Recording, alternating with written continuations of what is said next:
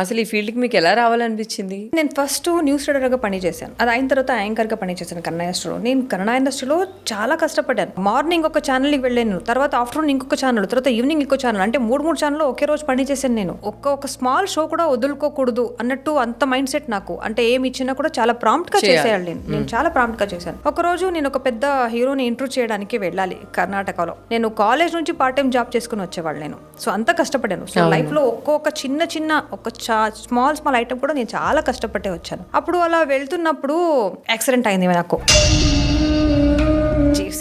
Leg మొత్తం పోయింది, ఇంత బ్లడ్, రోడ్ మొత్తం బ్లడ్ అయిపోయింది. ఒక సర్కిల్లో ఏదో కారు వచ్చి గుద్దింది, పోయింది. తర్వాత నేను జనాలందరూ వచ్చేసారు, లేచి గాడిని పెట్టుకొని కూర్చున్నాను. మళ్ళీ కూర్చుని గాడి స్టార్ట్ చేస్తున్నాను. అయ్యో హాస్పిటల్ తీసుకువెళ్దామని అందరూ చెప్తున్నారు.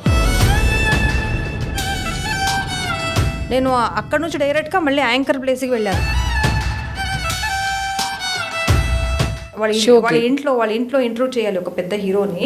వాళ్ళ ఇంటికి వెళ్ళాను. యాక్సిడెంట్ అయితే నువ్వు డైరెక్ట్ షూట్కి వెళ్ళావా?